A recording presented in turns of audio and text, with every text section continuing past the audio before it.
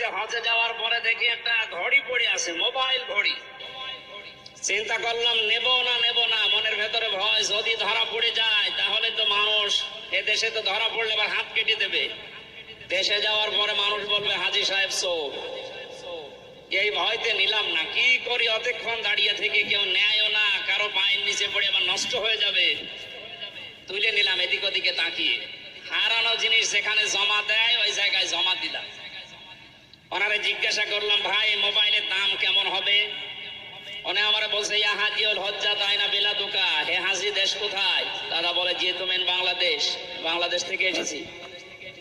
আপনার বাংলাদেশের টাকার মান অনুযায়ী এই ঘড়ি মোবাইলের এটা দাম হবে ৭২,০০০ টাকা।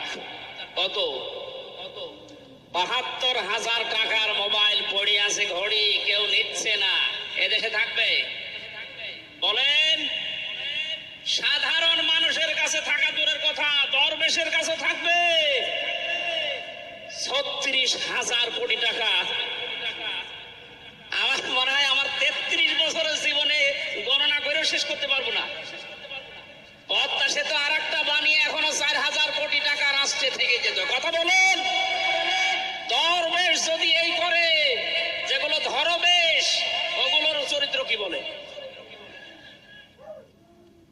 এই বন্ধুটা আমারে বলছিল, আমি রামজা, আমি কুষ্টিয়া থেকে যাচ্ছিলাম ঢাকাতে একটা নরমাল কোচে চড়ে, হঠাৎ আমার পেটে গন্ডগোল। সিরাজগঞ্জ রোড পার হওয়ার পর ড্রাইভারকে বললাম যে ভাই একটু দাঁড়ান, আমি নেমে যাব, আমার পেটে গন্ডগোল।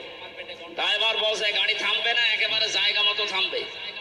আপনার যদি বেশি অসুবিধা হয় তো পেছনে সিট খালি আসে, বসে বসে আল্লাহ আল্লাহ করে।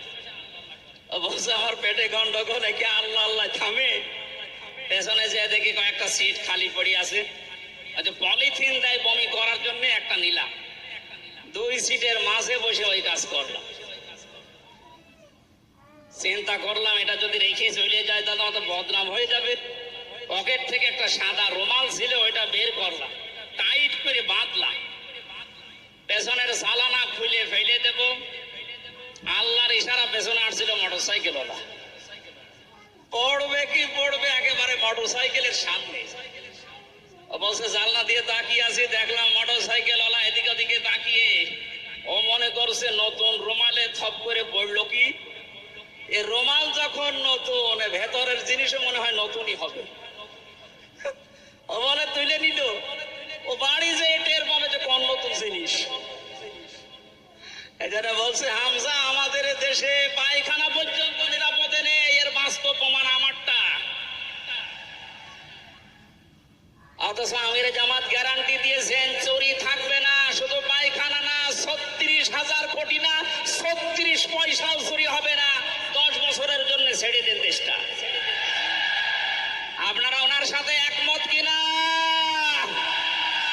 কারা কারা ওনাদের হাতে দিতে চান দেখি? লিল্লাহে তাকবীর।